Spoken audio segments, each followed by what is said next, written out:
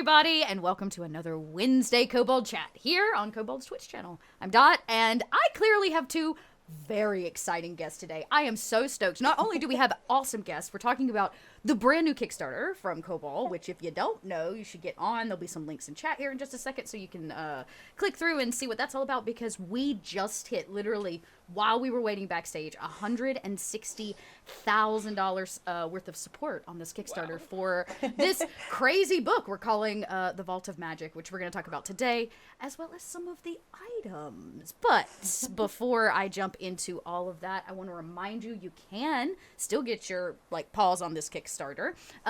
If you missed our last Kickstarter, I've heard through the Kobold grapevine that there is some pre-sales coming of Southland, so you can also might be able to get your hands on that if you missed the Kickstarter. So the most important thing is, don't miss the Kickstarter. You can get that right here at, there's a link for you in chat, so go check that out. And remember, we've got some actual plays that happen on now Sunday and Monday, so make sure if you miss those, you pop over to our YouTube and check out last week's VOD so that you get caught up on our crazy shenanigans and stories, because let me tell y'all, Order Up is now officially my favorite Monday night show. It's all about running a restaurant in the free city of Zobek as adventurers, so they forage and they hunt and they have to contend with other restaurants. It's been what a gift that show is. What a gift. So make sure you don't miss that. I think those are the big announcements. I'm moving on to what we're all really here for, which is to talk more about the Vault of Magic with our two amazing guests today. Thank you, Deborah and Woll and Celeste, for joining us. I'm going to let both of you introduce yourself, and we'll start with you, Deborah, because you're on my left here on the screen. Hey, there you go. Hi, yeah, I'm Deborah Ann Woll. I'm an actor in a few nerdy shows and things like that, and also a fan of Dungeons & Dragons. And within that world, you may know I had a show, Relics and Rarities, that was on Geek and Sundry for a while. I've guested on Critical Role. I've participated in the Wizards events and things like that, so I'm around. Around, catch the things. I'm around the D&D world. Well, thanks for being here, because now you're around our D&D world, and I think Kobold's pretty excited about it. So thanks for being here. So am I. And Celeste, tell us who you are. Yeah, hi, my name is Celeste Conowitch. I am a full-time game designer with 2C Gaming, but I also do a ton of freelance work, design for companies like Kobold Press and Wizards of the Coast. I was one of the co-authors for the Rime of the Frost Maiden book, which recently came out. As well as, I'm a producer, podcaster. You might know me from my actual play podcast, Venture Maidens, where we play lots of D&D. And I'm very excited to be here, and wow. This Kickstarter is awesome, and I love magic items, so thrilled to be a part of this. Yeah, we were secretly talking. First off, I'm excited you're here. It's been, Celeste and I were joking backstage, it's been forever since I have seen you. The last time Gen all. Con was a thing. Right, which is we're pushing that 2-year mark, you know what I'm saying, to actually see. So I'm really glad that you're here today just to laugh and talk about magic items. Yes! Because who doesn't love magic items? And that's what we were saying backstage, is I think as a GM, we always feel like we have to make up our magic items, right? That's what, and I think that I think having a resource that has 800 magic items in it is just so impressive. So who wants to spill the beans first? Who wants to tell us about their magic item first? I think seasoned designers should go first. Oh, I'm a newbie. Whoa. Go ahead. How about I do one, and then you do one, Okay, and then and I'll then do your one. second. There we go. That works. Okay. Yeah, so I have I had the privilege of designing 2 new magic items for this book, as well as having some other magic items I've designed for Kobold Press in the past pop up. So we're going to talk about our 2 magic items today, because I'm very, very excited. So first off, I'm going to talk about the Witch's Circle, which is a new magic weapon that I made. I was watching Xena, the Warrior Princess, as one does, and I was just thinking, why can't I have that flying chakram that she has in Dungeons and Dragons? So I went ahead and I asked Megan from Kobold Press if I could just make that, because chakram is not a weapon type, that's actually been made in any like the PHB or anything. So she was like, yeah, let's do it. Let's go for it. And I'm like, thank God, Megan. So I made this Chakram, which is basically, if you haven't seen one, they're kind of like large rings. And these rings have been used, like, I think in the like ancient Indian Empire was when they first like came up. But they were tools that you could throw and then also fight with in your hands for hand-to-hand combat. So I went ahead and made that. And then, of course, I had to give it some magic powers. So I wanted to give it some kind of like witchy themed powers, because especially what really inspired me, I love the section in Tome of Beasts that has all of the Fey Lords in particular in it. That section has always been my favorite. And one of the Fey Lords in there is called, the Queen of Witches, which, I mean, amazing. Who doesn't want to be? Who doesn't want to be like, serving the Queen of Witches, honestly. And she has in her art, she's holding up this really cool ring. One of her attacks is like the Moon Silver Ring attack. So I basically infused elements of that into this item. So the main abilities of it, of course you can throw it, it'll come back to you. It's like a magic boomerang sort of thing. Oh, that's even cooler. Yeah, There's exactly. like a so range action with it. Okay. Yeah, exactly. Okay. You can't lose it. And then I also had a feature where when you do damage with it, you can choose what elemental type of damage it does. So it'll do like an extra D8 of damage, and you can pick, if you want it to do lightning or if you want it to do fire. Because, so much of like witchcraft is going back to the 4 elements. So I really wanted to incorporate that element in there. And then, of course, if you're holding the ring, it is a round circle, you can cast the Moonbeam spell from it, which feels very, witchy, and a nod, of course, to the Moon Silver Ring, which this was all based off of. So that's my witch's circle. That's very cool. Chat says this would be the perfect item for their completely original character known as Lucy the Lawless. Yes! You need this immediately. That's amazing. I love it. Okay, so that's really cool. Okay, so I have to ask, because I'm going to ask you, what would be, obviously this is a weapon, like a proper weapon, right? But what could be a possible another use for this? Because I love the idea that it also casts Moonbeam. It's like Moonbeam in a Frisbee.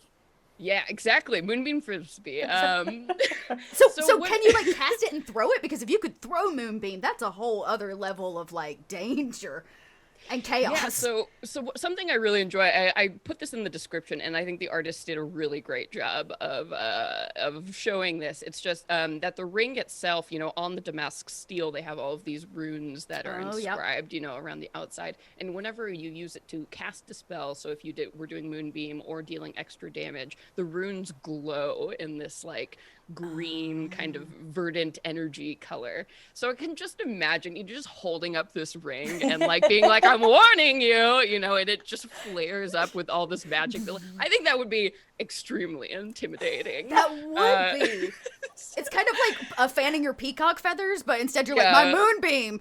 Don't make me use the circle, as you're holding it up like, whoa. So I think that would be a great way to use it, other than just throwing it at people. So this is a handheld item. How big is it in your mind? Yeah, so in my mind, I mean, it is about the size of Frisbee. Okay. Though chakrams have been made, it's so cool if you ever Google the history of chakrams, or just any weaponry, because we all do that. We love D&D. We're big nerds. We love weapons. Sharp things are cool. So this one is about the size of a Frisbee, but chakrams can be made, as large as up to 4 feet by 4 feet in diameter. Whoa. Because they're made so they can be fought while you're holding it in the hand, because the central ring isn't sharp, just the outside. Right. Or, aerodynamic enough to be thrown. So it's a very versatile So you could hula hoop with it. Oh, yeah. It was big enough. Ooh, oh, yeah. Interesting. Extremely vicious hula hooping. That is now like an area attack. Yeah, exactly. Yeah, it's like everyone within 5 feet. Beware my hoop. Yeah, okay, that's very cool. All right, what a cool item. All right. I'm sure we'll have more questions. And chat, I've seen this question a few times. Yes, we are going to take some questions. Yes, we're going to get through their items, and then when we're done, we'll take some questions from chat, and then I've got a fun speed round of questions for the end to shake off the interview and laugh our way out. So All right, let's move on to the next one. All right, Deborah, you're up. All right. Cool. You're up. So tell us about your item. My magic item. Yeah. So if you know anything about me, it's that one, I'm a bit of an overachiever. So when they asked me for a magic item, I ended up making like a 4-in-1 kind of magic item. Because I can't do anything small apparently. And the other thing to know about me as well is that I'm really excited and like magic items that hide in plain sight, so that they don't look like magic items. They're not something that like immediately to the eye appears to be something cool. So if you've watched Relics or anything like that, all of my magic items tend to be kind of junk or trinkets, things like that. So I ended up doing Machoishka dolls, which are these, we all kind of know these Russian nesting dolls that, you know, we've seen throughout our lives. So what I was like, well, that gives me 4 items, essentially. So each one of the separate Machoishka dolls has a different face painted on it, and you have to name them different names. As far as mine, I just have little descriptions, but you should name them. They could just be, you know, yeah, anything you want them to be. But that is their command word that sort of activates them to do their magic properties. But yeah, so the largest one has a little winking face. And that one has a couple of properties. First of all, it is lined with lead. So any of the dolls inside or any items that you were to put inside that doll would be undetectable by any sort of magic sensing, something like detect magic. So you can hide a little bit within it. But it is, of course, not huge. It also has a summoning component, so that if you were to scatter the 4 dolls within 30 feet, if you use its command word, it will call all of those dolls back to you. So that's a nice way. It'll just kind of roll up into itself, kind of thing. If you just need to make a quick getaway and don't want to lose your magic item. Yeah. Okay. Yeah, so that's the first of the 4. The second one, I think I'm going to go in the right order, is an upside down face. And this one is just, the idea is it's just a like a confounding, or it confuses you. And so the idea is that any creature that sort of touches it or is affected by its magic, suddenly it's going to start affecting their targeting. So the world is going to kind of start to look off kilter to them, and they're going to attempt to target you and attack you, but there's now going to be a percentage that they're going to miss because they're feeling like the world is a little upside down on them. The third doll has this little growling face, and it will actually bite into anything that is holding it or touching it. That's amazing. Chad's joking about which doll do I look like, and originally I was like, I'm definitely the upside down face. But just the description alone of this third doll, no, y'all, I'm feeling seen right now by this third doll. Yeah, well, the best thing is that, like a dog with a bone, it holds on. So when it successfully bites, it's just going to hold on to like the leg or the arm of whatever is there. And they will have to take an action to take it off. Otherwise, they're just going to continue to take a little bit of damage as this thing continues to gnaw into this person. And then the final one, the smallest one, just has the cutest, sweetest little face. And the idea is that this is a charming effect, so that anyone near it is going to sort of be mesmerized by it and going to pay no attention to anything in this vicinity except for this beautiful, cutest little, you know, what are those kawaii eye dolls? Yeah. They just can't tear away from this little doll. So those are the 4 dolls, kind of a thing. I liked the idea that they all did a little bit something different, so they would, you know, be useful in different ways. Another thing I'm really into is that magic items are more powerful depending on how you use them rather than innately powerful. So something that's, you know, a +2 sword is great, but it really just increases the math. I like the idea of a magic item that actually says, well, creatively, how can you make this really powerful for you? That's the idea. So it is so very unassuming. You're like, oh, look at this cute You're stack supposed of to just dolls. It's a little pass toy. it up. Yeah, You just pass it up. You have to, again, like, you have to think outside of the box to even think that maybe that was something. Or, you know, someone like your mentor leaves you these dolls in their will, and you're like, what? Why? Oh no, now it's a trial by error. This is junk. Yeah. And then little do you know.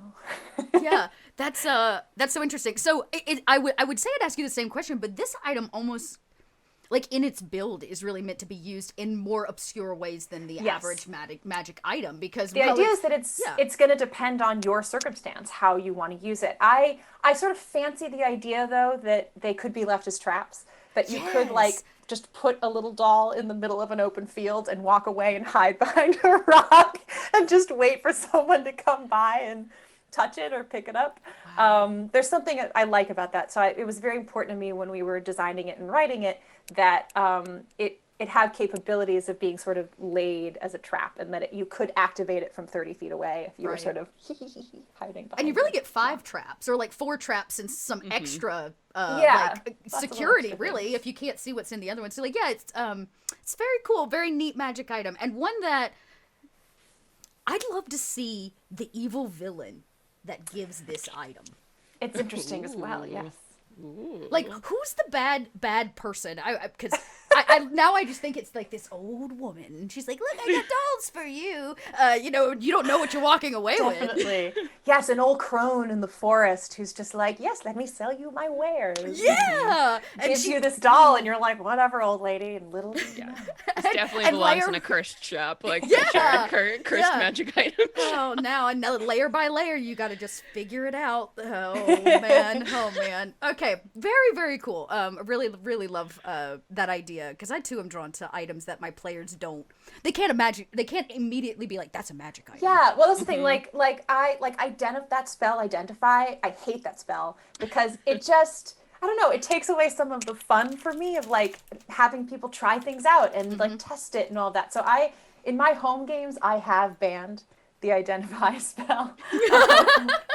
And I'll give them bonuses to like figure it out. Like I'm not trying to just like kill everybody, but there is something to me that's like that I like the mystery of an item, and I like the idea that you have to tinker with it a little bit to figure out how to use it and what it means. And I try to avoid add as much mystery in there. Yeah, keep the intrigue in place. All right, very cool. All right, so speaking of intrigue, we got one more item. All right, Celeste.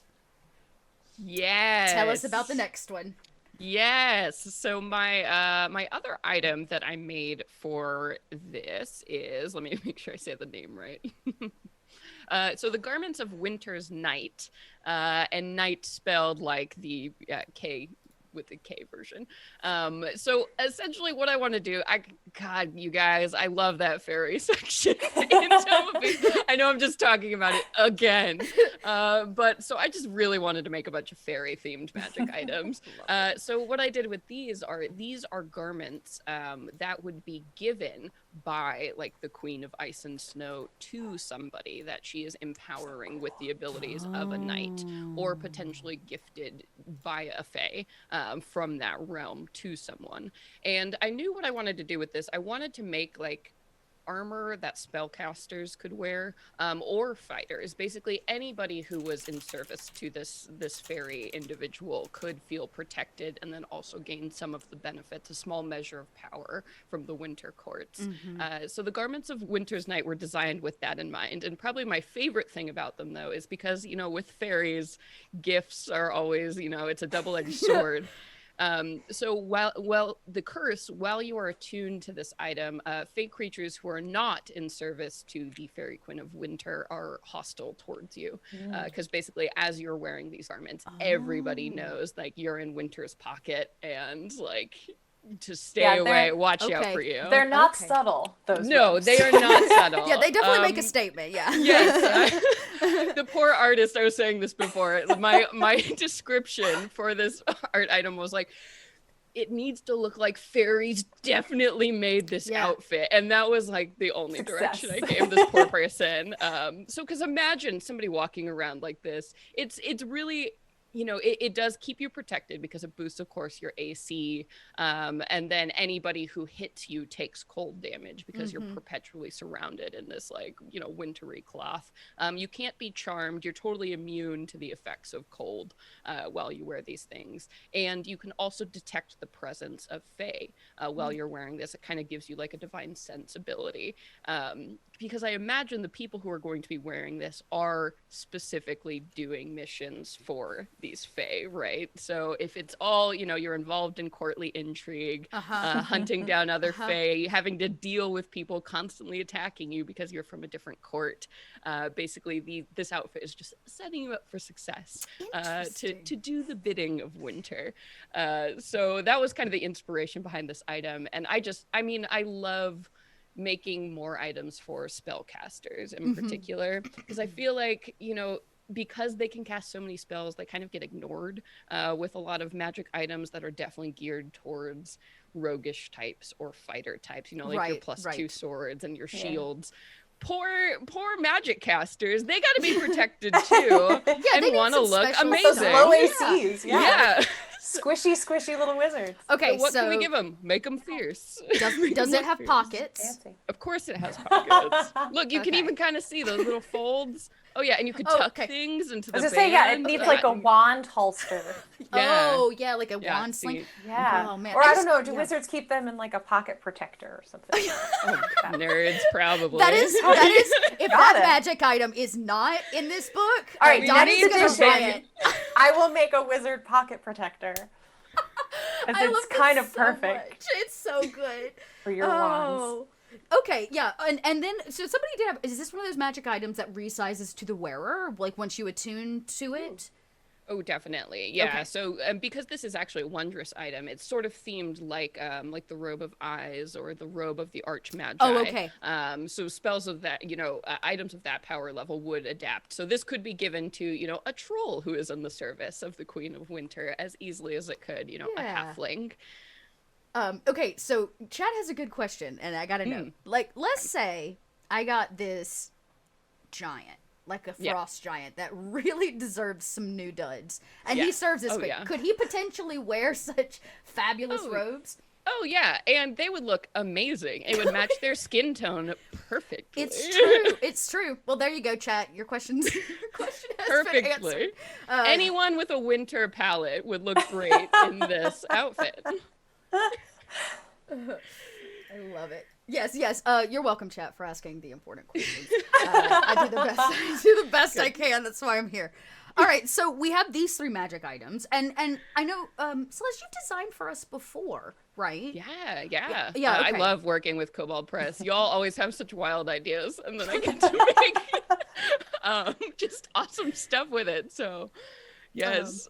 Okay, cool. And so, if I remember correctly, you may have, if that's the case, because we're going back, this book is not just new items, it's some old items from Kobold's history that have been like dug up from our many books of the past. Yeah. And then we've brought them forward and kind of refaced them for 5e if they weren't already. And so that means I'm gonna guess you got some other items in there. I do. I recently did a Warlock issue that was all about the bear folk, and Kobold Press let me design honey-themed items. I made like 30 honey-themed items, and so I know some of them have gotten into this book. Probably my favorite is the honey buckle. Which are belt buckles, like shaped like bears that you can wear. And they work sort of like the belts of like giant strength, where there are multiple types of them that allow you to transform into bears. So of course we're starting with like the black bear, which is a very small, very cute bear, all the way up to, dire bears, which are terrifying to behold. So, they're these just really cute little belt buckles that let you be a bear for a while. Wow. So that was one of my favorites, because also just the visual of like a big belt buckle that's a bear is so cute. So, and then this is your first time writing for us, right, Deborah? Yeah, no, I have not. I haven't written very much D&D outside of my own campaigns or my own show at all, really. So I was very grateful for Kobold's editor. Megan was very helpful for me. Because, when you're writing stuff for yourself, it's just like a bunch of notes so that you remember what all the rules are. And the idea of having to write something in a way that someone else will read it and interpret it in a helpful way rather than a confusing way. Yeah. So that was very nice to have that help. Well, that's cool. So, okay, we talked a little bit about what we love about magic items, or like what we find interesting, but where do you come at in terms of writing for a magic item, or like creating one for whether it's your campaigns or in this case, an anthology, basically? Where do you start? Like that's a whole thing to like start making magic items, Yeah, I mean, what I usually do whenever I design anything for Dungeons and Dragons, I like to look at what is already there and then assess what a need is, an area where that hasn't been addressed in some way. So like for the Garments of Winter's Night, I was like, hey, mages need more stuff to wear that can protect them and do cool things. Or like the Chakram, I was like, we need better ranged weapons because I love the boomerang, but why is there only one like ranged weapon that returns to you? We need more. Gotcha. Okay. So that's always my first instinct, is to go to what is needed, and then how can I address that need, and then I kind of work from there. Okay. Yeah, I'm not nearly that thought out. I think because I like junk, because that's my favorite thing, I think I do tend to like I will peruse like antique shop websites or eBay or something like that, or like I've Googled like my grandma's attic a lot of times. Yeah. To just see like what cool, because I'm also fantasy. This is so weird. Even though Dungeons and Dragons generally takes place in a very fantasy world, that's not really what draws me to D&D. So my worlds tend to be more like, I don't know, sort of dark academia or that kind of, not steampunk, but a little more modern. So again, I always kind of am drawn to, I'll look at old advertisements from the Victorian era or something like that, and I'll see a funny old canister or something like that, or an old shaving knife, or, there's just different things that we don't necessarily use any longer today that now have a mystique around them, but still feel like ordinary objects. And I just try to then be inspired by that object and what it might be able to do and how it might be useful to someone if they were to find a creative way to use them. Yeah, to build up. Interesting. So we've got fill in the gaps of things we don't have, and then take everyday items and make them something that is interesting, basically, or is relevant to your players. And somebody mentioned in chat earlier, and I thought this was interesting, both of you spoke a lot about your items in terms of how they build into story and not just stats, which I think is really, really interesting, because a lot of times we buff our players using magic items. Like you said, there's a lot of rogue stuff, there's a lot of fighter stuff, right? That's how we make them more powerful. But these items aren't necessarily about power or like gaining a bunch of stats. So I think that's just a really interesting point that was brought up, and something I wanted to talk about. Like, what does it mean to build a magic item around story and not necessarily just to buff players or characters? Yeah, well, I mean, I one of the first things I always look at, I guess, with design, other than like lack of things, is like, where can this fit in the world? When I'm making something and I don't see it fitting in people's games or a setting, that's a bad idea. Like, I scrap and throw it away. What I love about designs, like, if you read a monster in Tome of Beast or whatever, and then you read that little paragraph of lore and you're like, whoa, talking about where this thing lives and what it does, that's like instant fire for me to have a game session or like a campaign or a storyline. And I want my magic items to give me that same experience I have when looking at a monster, because monsters, are living things, living creatures. So it might be a little bit easier to imagine how they would fit in to a story. But if you do it well with magic items, you can do that too. If there is a way this item can, give its history or its powers hint to what it was originally created for or used for, that can be so evocative and such a great way to make it feel like a real part of the story instead of just, kind of an add-on. Yeah. I mean, I think for me, I'm always just more intrigued by the present story that the characters are having. I've always struggled with like lore. I've never been that interested in like reading a lot on the back stories of things. I'm always more like, the story that these characters are on right now. What is the story they're telling now? So I want my magic items to be additive to their story in many ways. So so that the story of the Machoishka dolls is how, loosely lawless or whatever, your character is, however, the story of that item is what your character did with it. So that becomes its lore. And, I haven't yet had a moment really where the background of things, I mean, that's not totally true. Here and there, the background of an item becomes important. But there's something in me that likes the idea that, like, these are just traveling items and not everything is legendary. Yes. That these are, this was just passed down from your grandmother and you have no idea what adventures your grandmother had with it. There's one of my favorite storybooks is Edgar Eger wrote, the first one's called Half Magic, and it's about a bunch of kids in the 1930s that find a coin. And when you wish on the coin, it grants half of your wish. So if you wish to be a mile away, you end up half a mile away. Oh. But, of course, all kinds of mishaps happen. It's just a lovely, fascinating story. But the wonderful thing about it is that they find it, and you just know that that coin has been traveling through history. And so many children before them have had experiences with this coin, but we don't necessarily get to know that. The important story is the one that they have, with the decisions and the choices that they make with that coin. So this isn't a better or worse, but just for me personally, I'm always more intrigued again by that mystery of an item where we know that this has been around and we can only imagine what adventures others have had with it based on the adventures that we are having with it. For sure. It's like story archaeology, what you're describing, which is really cool. Yeah.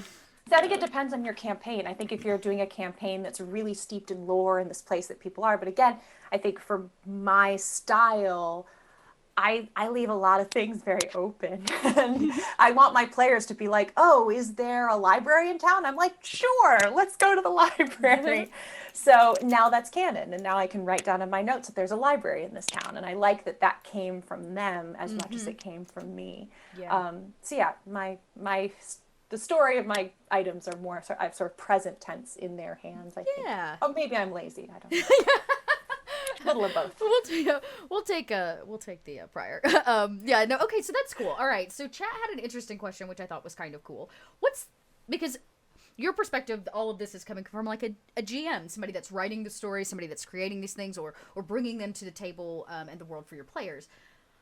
But as a player, what is the best magic item you've ever received? Or like your favorite magic item? I wouldn't even say best, because I think best is a little too... Have you received something that really just like rocked your character's world, I think... I do have perpetual GM syndrome, so I don't get to play a lot. But same here. But I was playing in a Rise of Tiamat campaign with Nerd Immersion, so Dot, someone you're familiar with. Oh my gosh, that was so long ago. Yeah, I know, right? 1,000 years ago, I played in this campaign, and I was playing a bard, and of course, bardic story, like I was raised by my mom, single mom, never knew my dad, who was also a bard, like out in the world, whatever. And so I inherited my father's lute, which the GM had specifically made so it was all Metallica themed powers with this guitar, so I could like ride the lightning and use it to like teleport or fade to black and like cast darkness with this. It was just a bardic weapon that was super duper tailored to Metallica references and my character, and so it was something really special that my character got from this history and like got this look into the weird like kind of person his father was to have this magic item. And of course it looked a lute, it looked very electric guitar-ish. So that was probably that was so much fun to do, and then just a delight for me to scream Metallica lyrics during just D&D to have sessions. The excuse, just to I would do it anyway, but this one gave me an excuse. So that was a ton of fun. Okay, that's very cool. And I guess it could be, maybe it's a magic item you gave, because if you got that GM bug, I know what that's like. You got tons of I know what that's like. Well, everybody knows you GM, so now they ask you to run games instead of playing them. And I think for me, again, I had a little bit in keeping with what we've been talking about. It was kind of a home-brewed, in-the-moment kind of item. So we were doing Force Grey, and my character Jamila got her hand chopped off. And Joe's character was able to use magic to fuse it back on, but he's a admirer, follower of Tiamat. So I asked if my hand could have like taken on some of those Tiamat curses / powers, things like that. And Matt let me, so I went home and I wrote up a whole thing where like whenever I either crit success or crit failed, I would roll a die on a random, not a random table, on a table that I had written that had positives and negatives related to Tiamat and her magic. So my hand became this kind of tricky, twitchy thing.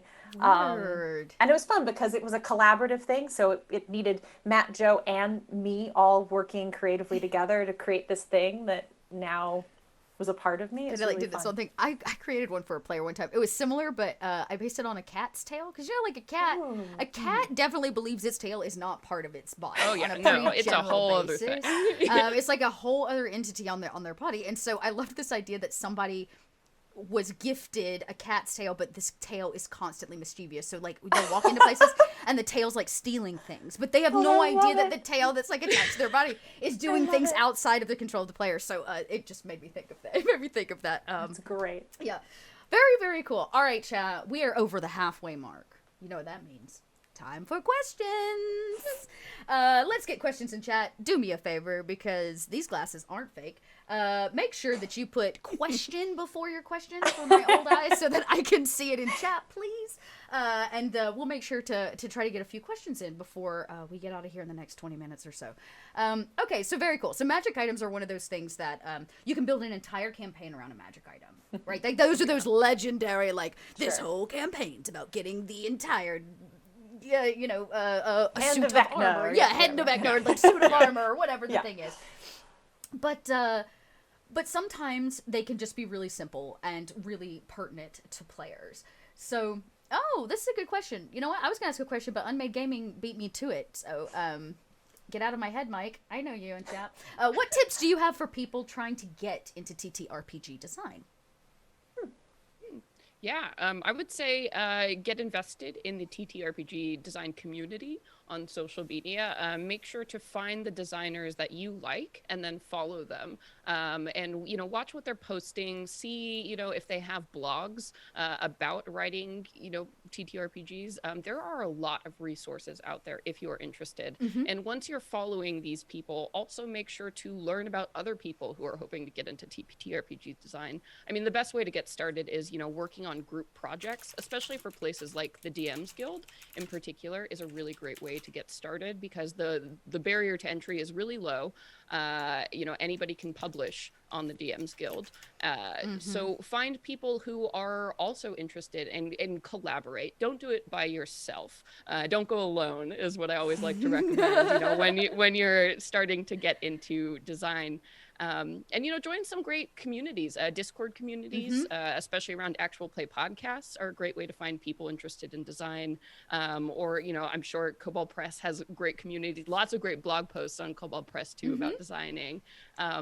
Just get out there and meet people and, put it out there that you're interested and get on some collaborative projects. Bang up. That was a killer answer there, Celeste. So this kind of follows up when you start writing for other companies. How much time do you spend considering power and rarity versus focusing on like theme and style? I mean, I am almost entirely theme and style. I mean, power and rarity kind of comes from that. So I think I always start with what would be cool, what would be fun, what feels unique, sort of first. And then once I've sort of created it, I go, okay, now how does this fit into the broader context? Right. So how rare would it be? How powerful is it compared to other things? Because again, stats, you can always change. I can always change that D4 to a D8 if I feel like this should be a more powerful item. That's true. But again, I think because of my style, the power is really much more in how you use it than the numbers anyway. So I don't tend to think about that a ton. Yeah. I think about it in campaigns more because I know who the big bad is and what their vulnerabilities are. Yeah. The same weapon to fight a frost giant isn't going to be as powerful against a fire giant because of their different vulnerabilities and And what's the word for the opposite? Strengths? Or no, it's literally in the description. Vulnerabilities or resistances. There. Oh, yes. The word for those things. Because of that, so in some ways, when I am considering power, it might have to do with specifically how can this be used more powerfully against what I know they will eventually be up against. Right. Or who they'll be up against. So tailoring it a little bit so that it feels like you're on a thread. On a thread. That's actually interesting, because if somebody asks you a question, where do you actually draw the line for a common magic item? Like, what? That's really hard, like weighting that scale, especially if you're creating your own homebrew stuff. Like, what is qualified as common versus, say, something that's kind of extra? Yeah. For common items, it's interesting because common items are kind of a newer thing that were introduced. So people have, I think, been feeling out what exactly common items are for 5th edition anyway.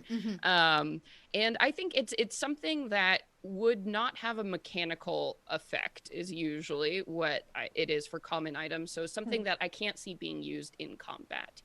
Specifically, but can do something to help with exploration or social or a small effect like that, So using a common item that can just help you charm people, or just help you be a little bit more persuasive, help you, you can turn your eyes green, which makes you really scary.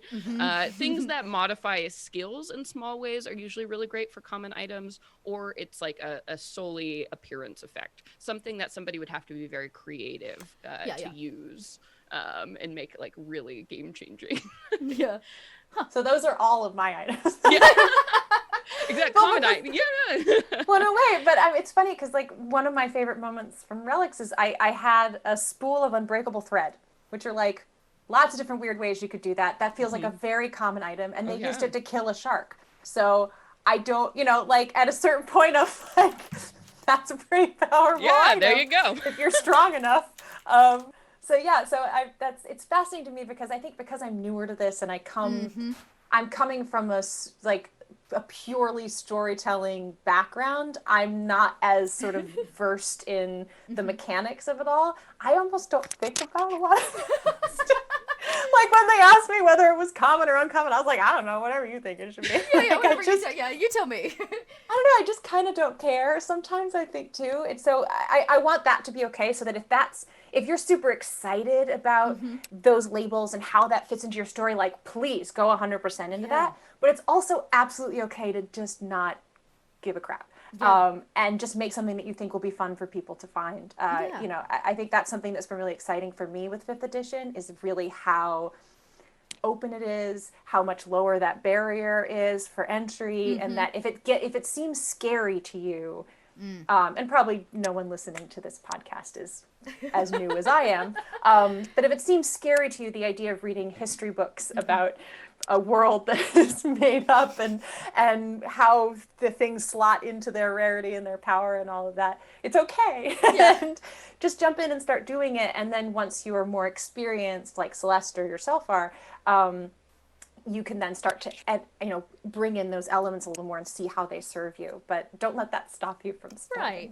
Okay. Yeah. And so this is interesting because there have been a lot of questions here about like magic items can really unbalance things, right? So somebody asked a question, how do you decide when to give your players magic items? And then a second question, which I think just follows right into this, which is, how do you make it a regular part of your game in that way without unbalancing it at the same time?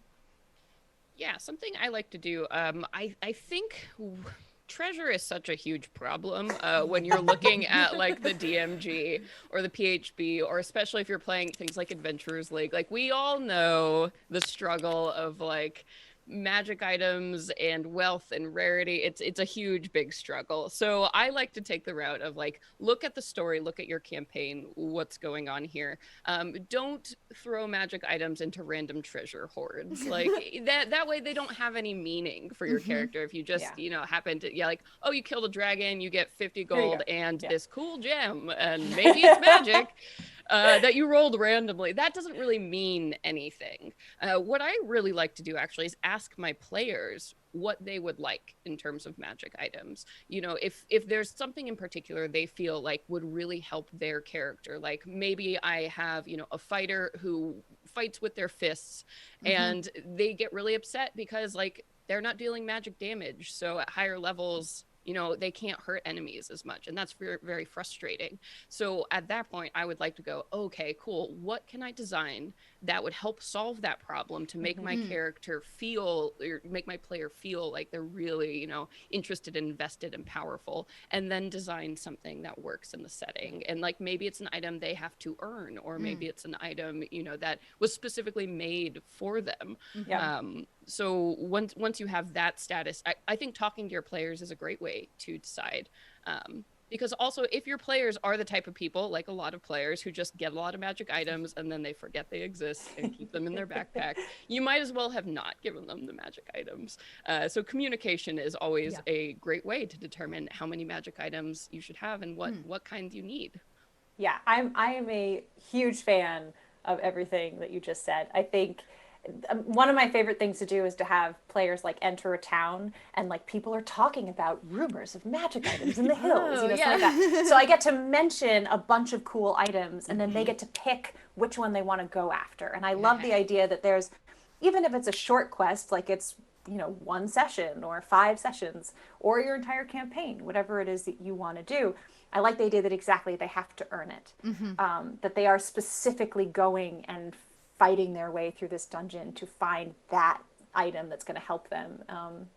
And one magic item that I created was a chest that was in a room at a hotel, that the room itself was an anti-magic field. So no magic could be performed in the room.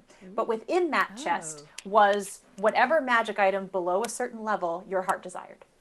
So you had to find your way to that room. It had crazy protections on it, and you couldn't use magic once you got inside. But if you could get past all those barriers, you could reach inside that chest and pull out whatever magic item, again, not the Hand of Vecna, below a certain level that you wanted. So like my witch wanted a broom of flying because that completed who their character was. And so that was what they pulled out of that chest. And so exactly, it makes it specific to the character. There are certain, you know, barriers and challenges they have to get through to prove themselves. So I just absolutely back up everything that you said. Yes.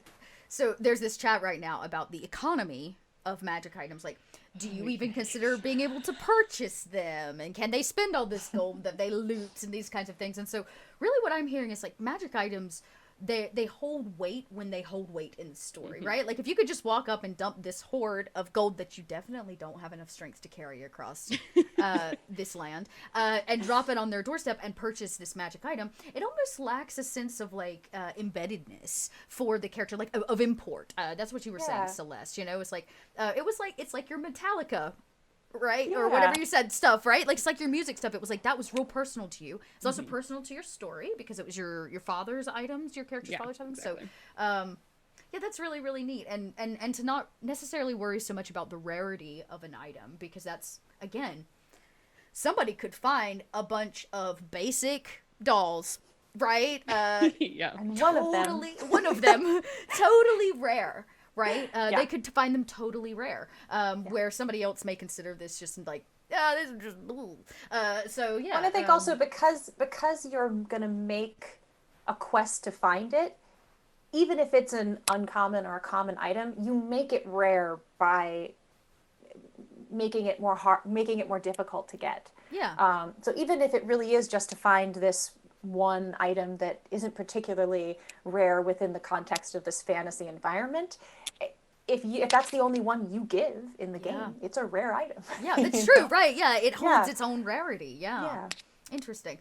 We had some questions too about like consumables, which I think is a really interesting question, because consumables and some magic items only have a single use, which I think really ups the stakes for how you use something. I mean, of course, like, you know, a healing potion, that doesn't have a whole lot of like weight to it, but like you find a crazy magic potion that only has a single use. Now you're talking about like, I gotta save it. I gotta actually think about when to use it versus just like, you know, stab somebody or do the thing, you know? So that's really interesting. Have you made or used like consumable or single use items before? Yeah, I love making potions. Yeah, It's yeah, one of okay. my favorite things. So I published a supplement with MT Black on the DM's Guild called Mordenkainen's Tome of Magic 2. I worked on that one specifically. And because gosh, there are not enough cool like potions, oils, you know, all of that weird kind of stuff that, yeah, it is the one use or consumable, just a couple times use. And I am definitely one of those people who, if I get something, you know, I'm scared to use it. I'm so scared to use it. You know, if I get a really fancy cupcake, somebody gifts it to me, I'm like, I can't eat that. Like, cause you know, and then like it's 2 weeks later and you really can't eat it. It's stale and it's sad. As I'm getting older, I'm getting better at like using things like burning nice candles or whatever. But because of that, I think a lot of people have that fear. So when I do give potions or oils, consumable items in my world, I like to make it very clear that you will be able to get more.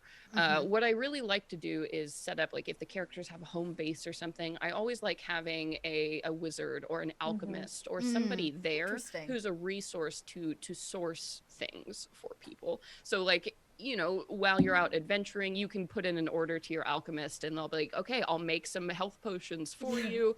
You know, maybe even they have a cost like, okay, if you go out and get me a griffin's eye, then I can make this potion for you. So having a resource, I think, for consumable items in particular, I think is really important. And also making them a little bit less rare than I think other magic items, you know, it's like, it's only one in the whole world. It's like, no, there are people who are trained to make these items. So making those slightly easier and more accessible, I think takes away the fear that people have to use consumable items. So they're encouraged to use them more and think about, you know, not being afraid to use them in creative ways, or maybe not the most optimal situation. Right. I think, you know, lowering that bar, that stress level makes magic items like that way more fun.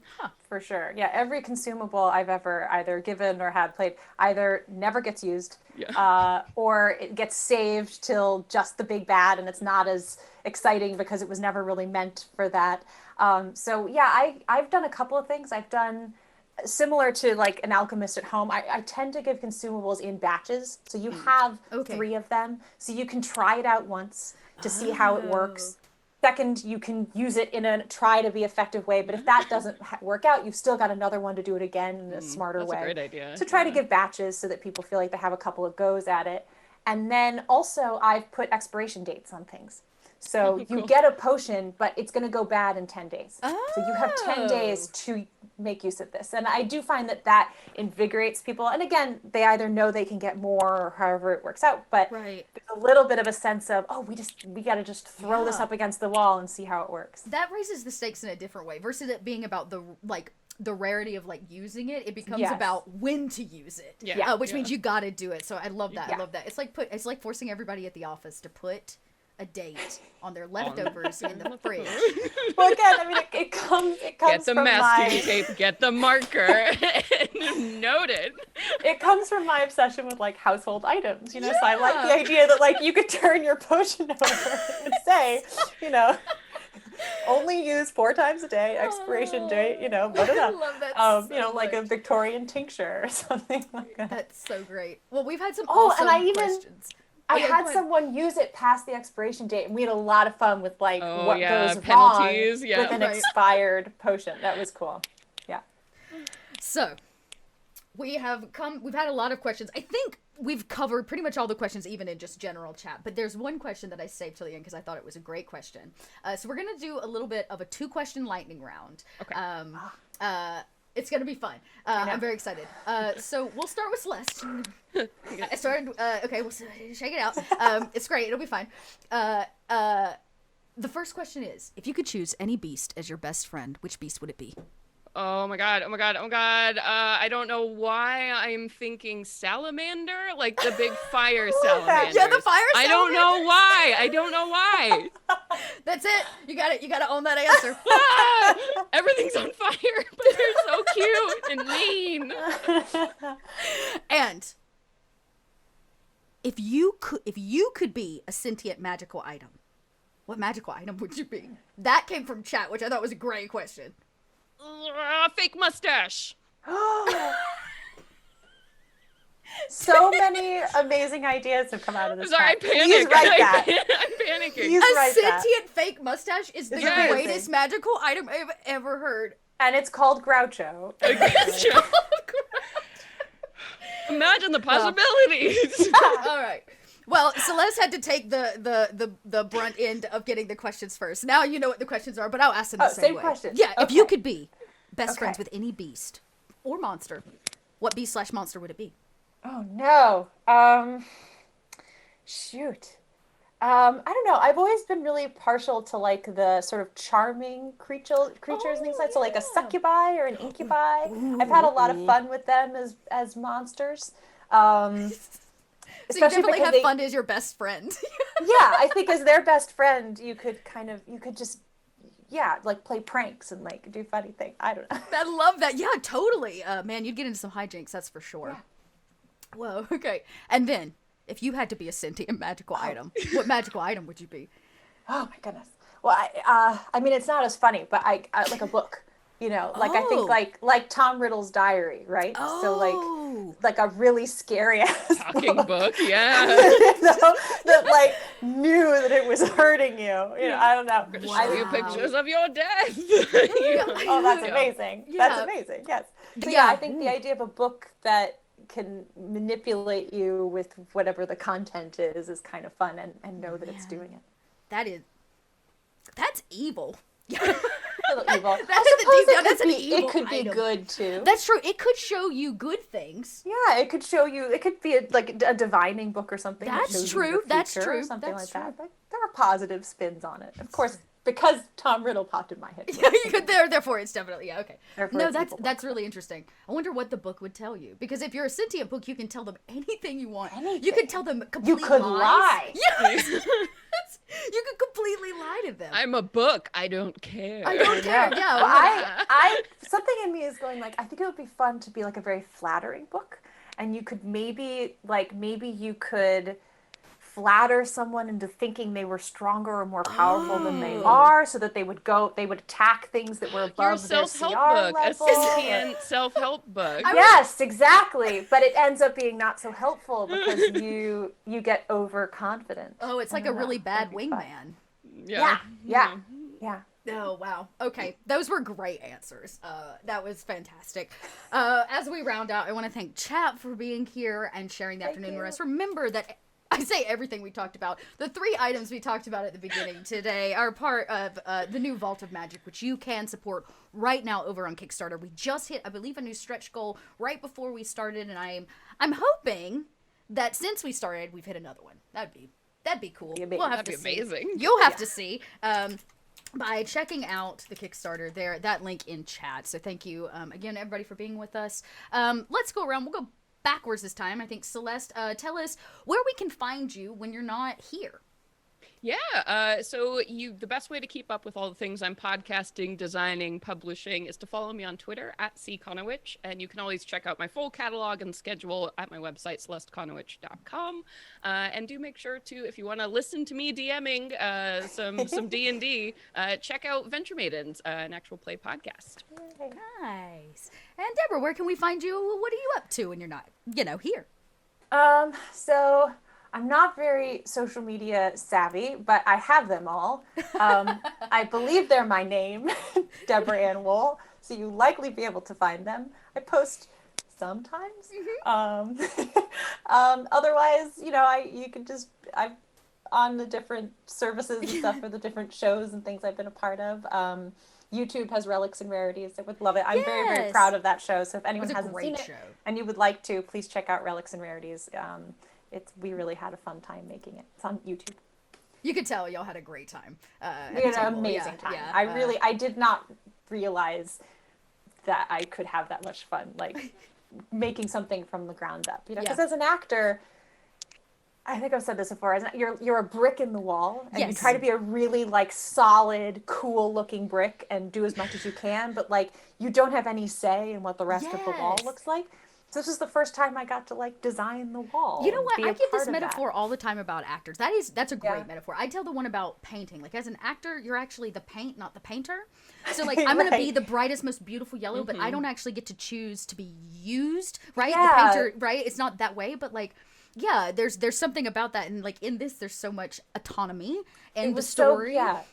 It was one of my first experiences of really like, I mean, even not a producer strictly, but having that kind of input and writing something and having it be, you know, something I authored. And so that was just, it was just a really, and then to have it go so well and have the relationships be so strong. And yeah, so I'm so proud of it. Please go watch it. Yeah, go check it out, everybody, over on YouTube. And y'all know who I am. I'm Dot. I'm here every Wednesday. Technically, I'm here every Sunday and Monday, too, because we got some actual plays running here on Kobold Press. You can find me at Little Red Dot, where I roll a lot of dice and I tell a lot of stories with really amazing people online. It's kind of a dream. Thanks for making it happen, everybody. And you'll catch me back here, same Kobold time, same Kobold channel next week. We're going to continue talking about Vault of Magic and our love of magical items. And we are going to be doing it with a recorded interview with myself and Luke Gygax. So it is going to be one you're not going to want to miss. He has some great intel on like designing magic items and how to put them into your campaign. So make sure that you come back here next week, 12 p.m. Pacific, for more Kobold Press Kobold Chats. And we will leave you all with, let's see, what do I want to leave you all with? Oh no, that's it. I will leave you all with a little video from our dear Jenny D, who has something to say about all of these monsters and a tome, I believe, that Celeste was talking about. All right, everybody, have a great afternoon, and we'll see you next week. Bye. So today we will see if Aisling is cut out to work for the leader of a major smuggling... Dear God, what is that? Oh, it's a corrupted pixie from Tome of Beasts 2, a book of new monsters compatible with 5th edition D&D from today's sponsor, Kobold Press. What happened to you? I used to be a fae until a hag captured me and tortured me and taught me about life's true joys. Murder, torture, chaos! Oh no, that hag must have driven this poor creature mad. This tiny fiend loves making mischief and destroying beautiful things. Ah! It can be restored to its original Fey form when treated with pixie dust, but good luck catching one, they have crazy high dex. It's resistant to magic and can cast vicious mockery at will or even turn invisible. Oh god. You can add the corrupted pixie as well as more than 400 other brand new monsters to your game with Tome of Beasts 2, available in both PDF and print form on the Kobold Press website and on Roll20 and Fantasy Grounds. You might also consider picking up the Tome of Beasts 2 Lairs book, which includes 14 standalone single map adventures featuring these monsters. I will put the link in the description, and by the way, if I am found dead later, look for very tiny fingerprints.